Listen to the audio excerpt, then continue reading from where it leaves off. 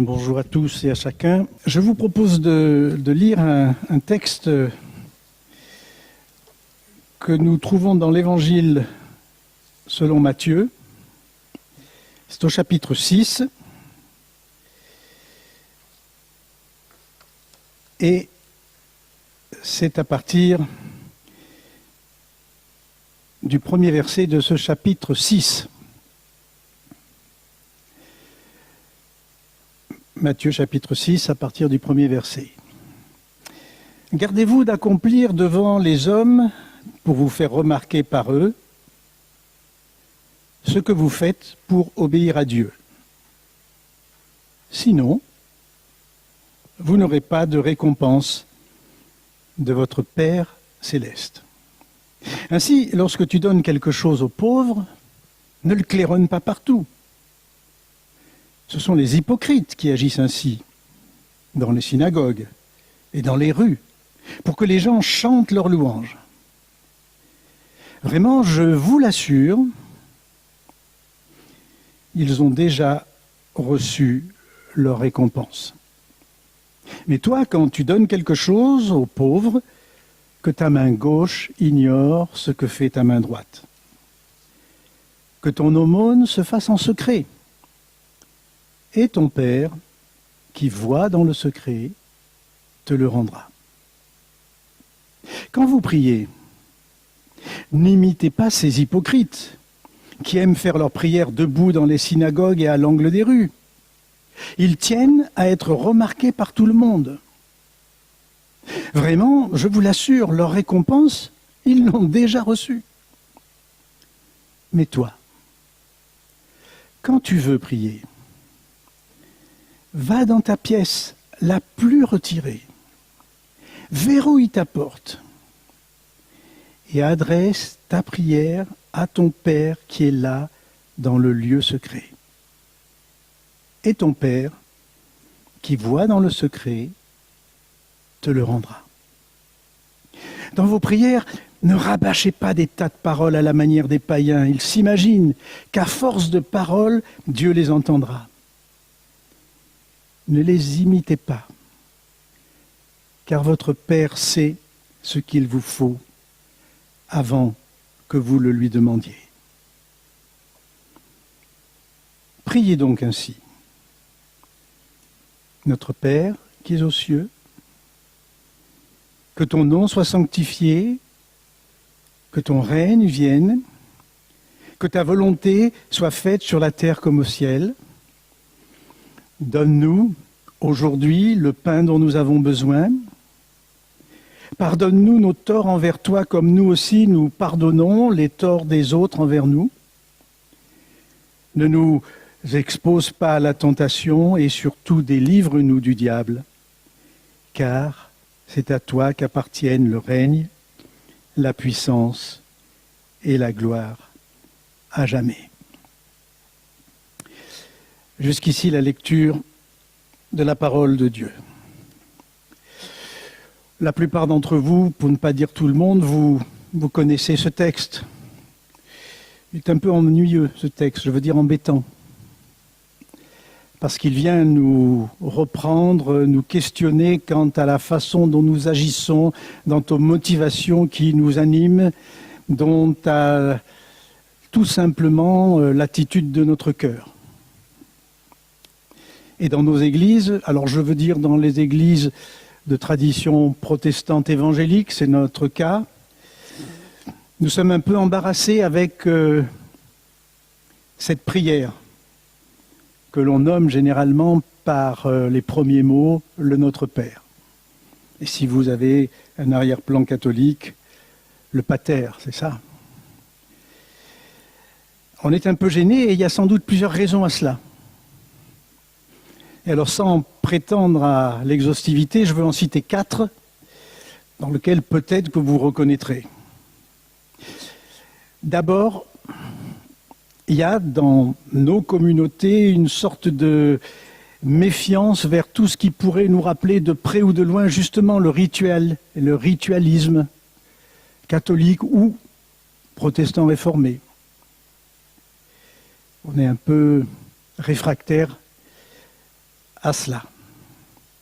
Ensuite, il y a, à l'inverse, une survalorisation de la spontanéité, pensant que la prière, ça doit être nécessairement spontané, ça doit jaillir du cœur, et que ça prouve à ce moment-là notre honnêteté, notre authenticité. Et puis, je crois aussi que les chrétiens, c'est probablement à chaque génération, mais particulièrement peut-être dans notre époque, ont du mal à se situer dans une lignée, à penser qu'il y a eu des gens, des chrétiens qui les ont précédés, des hommes et des femmes qui ont été tout autant fidèles qu'eux, sinon plus, et que dans ce qu'ils ont vécu, dans ce qu'ils ont dit, dans ce qu'ils ont fait, dans ce qu'ils ont écrit, il y a quand même des témoignages. Alors bien sûr, ça n'a pas la valeur de la parole de Dieu, mais ça dit quand même des choses. En fait, l'Église n'a pas commencé au jour où nous sommes rentrés dans l'Église ou au jour où nous sommes donnés au Seigneur. Elle a commencé il y a bien longtemps. Et puis, dernière raison, c'est qu'en fait, nous ne comprenons pas le Notre Père. Que nous le savons peut-être par cœur, parce que nous l'avons entendu et re-entendu, mais que nous ne comprenons pas exactement de quoi il s'agit. Alors j'évoquais ceux qui nous ont précédés. Ce qui est assez intéressant à noter, c'est que au tout début de l'histoire de l'Église, quand quelqu'un voulait se faire baptiser, les anciens de l'Église, les pasteurs de l'Église, les enseignaient au travers de 3 éléments. Les 10 commandements, le Notre Père, et puis ce qu'on appelle, et qui est venu un peu plus tard, le credo. Et c'était ça la base de leur enseignement. Parce que ils disaient que le Notre Père, c'était un petit peu l'alphabet de la prière, vous comprenez l'image, ou que, et ça c'est Calvin qui le dit, alors c'est Calvin c'est un peu plus tard, hein, mais enfin ça commence à dater, que c'est un formulaire dans lequel est compris en peu de mots toutes les choses qu'il nous est permis de demander. Et puisque j'évoquais le tout début de l'histoire de l'Église, le nom peut-être de Tertullien ou de Cyprien ne vous sont pas inconnus, c'était des martyrs, c'était des Africains aussi, parce que l'Église à cette époque-là s'est beaucoup développée en Afrique et en Afrique du Nord, disait que c'était un abrégé de l'Évangile, un sommaire de l'enseignement de Dieu. Autrement dit, dans le Notre Père, on pourrait dire que tout est dit. Que tout est dit. Et puis en plus, c'est Jésus qui le dit. Donc si nous le citons, je n'ai pas le sentiment que nous faisons des bêtises. Alors, que faire de cette prière ? Est-ce que nous sommes invités à la répéter mécaniquement ? De façon, oui, mécanique, répétitive, ou est-ce qu'il s'agit d'autre chose ? Alors je crois que pour essayer de répondre à cette question, le contexte dans lequel se situe cette prière et que je vous ai lu, va nous aider à répondre à cette question. Et de mieux saisir quelle est l'intention de Jésus quand il dit à ses disciples « Voilà comment vous devez prier ». Alors, j'ouvre juste, sinon une parenthèse, en tout cas je vous fais remarquer que Jésus dit « Voilà comment » et non pas « ce que ». Vous saisissez la nuance, mais vous devez prier. C'est un impératif. Priez, mais ne priez pas n'importe comment. Alors, le contexte dans lequel Jésus amène cet enseignement, l'évangile de Luc, qui rapporte aussi le Notre Père, dit que ça vient après la demande justement de ses disciples, qui disent « Mais apprends-nous à prier ». On a remarqué que Jean-Baptiste, il avait appris à ses disciples à prier, et bien nous, apprends-nous aussi à prier. Et Jésus en profite à ce moment-là, et vous l'avez noté, pour se livrer à une violente critique de ce qu'il a observé. À la fois dans la manière de faire la charité, comme on dit, mais aussi dans la manière de prier. Prière hypocrite, prière païenne, façon de se faire valoir de manière ostentatoire, rabâchage, marchandage, et sans doute qu'on pourrait rajouter à cette liste qu'on trouve ici d'autres critiques si nous écoutons nous-mêmes prier. Et vous avez, j'espère, noté ce que j'ai dit, non pas si vous écoutez ceux qui prient, mais si nous écoutons prier. Face à cela, Jésus va affirmer deux vérités essentielles qui vont, normalement, si on les reçoit, transformer la donne. La première vérité, et j'espère que dans ma lecture vous l'avez entendu, c'est, alors de toute façon, ça c'est moi qui le rajoute, mais c'est le sens, votre Père sait. Votre Père sait. Ça c'est la première chose. Votre Père sait, votre Père voit. C'est bizarre d'ailleurs, hein ? Priez et votre Père voit. Donc inutile de s'angoisser. Inutile de s'inquiéter. Il est déjà au courant. Et comme on dit, il gère. Alors je sais, ça pose la question. Question à laquelle, pour ma part, je vous l'avoue, je n'ai pas encore de véritable réponse, mais puisqu'il sait, pourquoi prier ? Mais ce n'est pas la seule chose que nous ne comprenons pas. La seconde vérité, c'est qu'il dit « priez votre Père ». Votre Père. C'est au Père que nous nous adressons. Et ça change, là aussi, radicalement la donne. Et pour les disciples de Jésus, il y a de quoi être interloqué. Pourquoi ? Mais parce que c'est relativement nouveau qu'on ose dire à Dieu, qu'on ose s'adresser à Dieu en disant « Père ». C'est nouveau que même Jésus utilise pour nommer Dieu « Père » un mot du langage familier. Qu'on a du mal à traduire.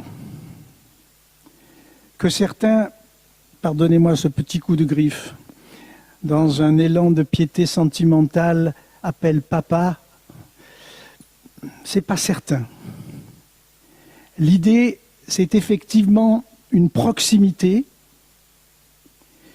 mais en même temps, quelque chose, on va rajouter respectueuse. D'ailleurs, le terme qu'il emploie, qui est dans le langage de tous les jours, c'est un petit peu comme s'il y a de ça 200 ou 300 ans, au lieu de parler français, quand on priait, on aurait prié dans le patois local. Hein. Eh bien, c'est aussi le terme que les enfants vont utiliser pour parler de leurs parents ou de leurs ancêtres de façon respectueuse. Bien, c'est votre Père que vous vous adressez. On ne s'adresse pas à celui qui est pourtant aussi le Créateur. On ne s'adresse pas à celui qui est le juge. On ne s'adresse pas à celui qui dit la loi. On ne s'adresse pas à celui qui fait des tas et des tas de miracles, qui maîtrise les éléments. On s'adresse à celui qui se présente à nous comme notre Père. Mieux encore, notre Père qui est au ciel. Et cette triple qualification, notre Père, ciel, voilà ce qui vient qualifier le rapport qui va s'instaurer dans notre démarche quand nous allons nous adresser à Dieu. Alors, notons ces 3 choses fondamentales. Premièrement, je suis invité à regarder Dieu pour ce qu'il est, c'est-à-dire mon Père. Et Jésus n'a de cesse de l'affirmer tout au long de son ministère. Il parle de son Père et de mon Père, dit-il, et votre Père. Il dit « Nul ne va au Père que par moi ».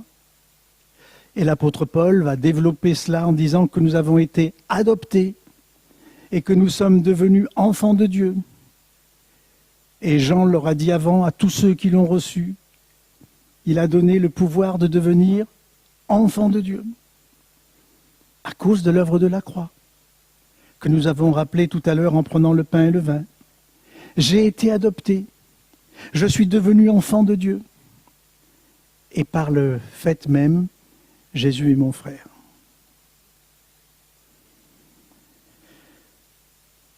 C'est assez difficile finalement à concevoir. Et à plus forte raison, c'est le cas de plusieurs parmi nous, si nous sommes nés dans un milieu chrétien. Mais de se rendre compte de toute la charge, la dose d'amour qu'il y a quand le Créateur s'abaisse jusqu'à nous et dit « Je suis ton Père. Je te considère comme mon enfant. Regarde-moi comme ton Père. Regarde-moi comme ton Père. Je t'aime, tout simplement. » Et ce positionnement est libérateur, parce qu'il me situe dans un rapport avec Dieu de proximité assez extraordinaire. Avec une difficulté cependant, qui est liée à notre langage, qui est liée au fait que nous sommes des êtres humains. Parce que je ne peux m'empêcher, quand j'entends le mot « Père », de penser au Père que j'ai eu. Et le Père que j'ai eu n'a pas toujours été à la hauteur de la situation. Ou je ne peux m'empêcher de penser au Père que je suis ou que j'ai été. Et le Père que je suis ou que j'ai été n'est pas toujours à la hauteur de la situation. Et c'est là où il faut se méfier. Je n'ai pas à projeter ces images de paternité défaillante sur Dieu, mais c'est tout le contraire. Et à ceux qui sont pères ou qu'ils deviendront, et même à ceux qui sont grands-pères, et j'en suis, c'est la manière dont Dieu se comporte avec nous qui devrait normalement qualifier, normer, mettre sur les rails notre manière de vivre la paternité. Vous me suivez? Vous êtes toujours là? Très bien. Alors cette proximité, elle est quand même tempérée. Notre Père qui est au ciel. C'est deux idées presque opposées. La proximité, oui, mais au ciel. Alors bien sûr, vous le savez, mais c'est quand même utile de le rappeler, le ciel, ce n'est pas l'atmosphère. L'idée qui est dite là, ce n'est pas de dire que Dieu est au-dessus de la couche d'ozone ou que sais-je. Non. C'est une façon d'exprimer l'immensité de Dieu. C'est une façon d'exprimer sa grandeur. C'est une façon de dire que même s'il est notre Père, il y a quand même une distance. Parce qu'il est Dieu. Et que nous sommes ce que nous sommes. Parce que, finalement, il est saint. Il est saint. Et nous restons encore, même si nous sommes pardonnés et graciés, avec notre nature pécheresse. Rappelez-vous, Salomon, dans le livre de l'Ecclésiaste, dit « Quand tu rentres dans la maison de Dieu, que tes paroles soient peu nombreuses, parce que toi tu es là, et Dieu est au ciel. » Mais alors bien sûr, on pourrait rajouter, à juste titre, grâce soit rendue à l'œuvre de Jésus-Christ, qui nous connecte, qui nous permet, sinon d'abolir cette distance, mais de faire en sorte que cette distance n'est pas un obstacle. Parce que le Père, en Jésus-Christ, par Jésus-Christ, s'est approché de nous. Et puis, la troisième note, Père au ciel, notre Père. Il n'est pas qu'à moi. Il n'est pas qu'à chacun d'entre nous. Il est à nous tous. Ça nous inclut, et quand nous le prions, il y a ça qui s'imprime normalement, qui est là, ça nous inclut dans une famille. Alors on ne va pas parler 3 heures de la famille. Chacun d'entre nous pourrait raconter de très belles choses de la famille et des choses beaucoup moins belles. On ne choisit pas. On ne choisit pas ses frères et ses sœurs. Il faut faire avec. On n'est pas obligé d'être tout le temps collé à eux. Mais ils font partie de la famille. Et se joue à certains moments une solidarité familiale qu'on doit retrouver aussi dans l'Église. Alors, la suite de la prière, elle va nous surprendre. Parce que la façon, le motif, les mots que Jésus va employer, ce n'est pas ça que nous, on aurait fait. Pensez 30 secondes à la manière dont vous priez, spontanément. Je ne dis pas la prière que vous faites en public, ou peut-être vous vous dites, attends, il faut que je montre quand même que j'en connais quelque chose. Mais quand notre prière, spontanément, jaillit de notre cœur, c'est plutôt pour faire une liste de courses. Vous n'êtes pas d'accord ? Hein ? Pour pointer tout ce qui ne va pas et qui devrait aller mieux. Liste de demandes, donc. Un peu comme ces lettres que les enfants sont en train d'écrire en ce moment. Vous voyez ? Et Jésus nous dit non. Après. Il dit les choses de manière différente. En fait, ce qu'il veut avec cette prière-là, c'est dire, non mais la première des choses que tu dois faire, c'est de te concentrer sur Dieu, de te placer sous le regard de Dieu. Que ton nom soit sanctifié, que ton règne vienne, que ta volonté soit faite. Et le sur la terre comme au ciel, c'est pour l'ensemble de ces 3 demandes. Mais qu'est-ce qu'on est en train de demander à Dieu là ? On est en train de lui demander qu'il se manifeste tout simplement, qu'il montre qui il est. Et que de la même façon qu'il est dans le ciel, il puisse être dans le monde. Et dans le monde, il y a moi. Aussi. Et j'allais dire d'abord. Je veux dire par là que ce début de cette prière, que ta volonté soit faite. Vous vous souvenez, hein ? Que ta volonté soit faite. De façon globale et générale, mais déjà dans ma vie. Que ton nom soit sanctifié, mais Dieu est saint. Est-ce qu'il peut se rendre plus saint que saint ? Non. C'est que tu sois reconnu pour étant ce Dieu à part. Enfin, Dieu, quoi. Que le monde le reconnaisse, mais que moi aussi, je le reconnaisse dans ma vie. Donc il nous parle, il nous place à ce moment-là, dans une autre perspective, qui finalement signifie que nous nous sentons, nous nous posons, nous déclarons que nous sommes dépendants de Dieu. Que ta volonté soit faite. Que ta volonté soit faite. Je ne suis pas en train de dire qu'il ne faut rien dire d'autre. Mais quand même, je me demande si l'essentiel de la prière n'est pas là. Que ta volonté soit faite. Alors, ne me faites pas dire ce que je n'ai pas dit. Mais quand même, ce que j'affirme avec force, c'est que si dans notre prière, nous n'avons pas comme préalable le fait que nous voulons que ce soit la volonté de Dieu qui se manifeste et pas autre chose, alors notre prière est païenne, humaine, mais elle n'est pas conforme, me semble-t-il, à ce que Dieu demande. Parce que là, nous exprimons à ce moment-là notre dépendance et nous disons ce qui devrait être notre seul objectif, notre premier objectif. Comme disait Jeanne d'Arc, c'est le seul souvenir que j'ai d'elle, à part le fait qu'elle ait été brûlée et tout ça, mais Messire Dieu, premier servi. Et viennent après les demandes légitimes.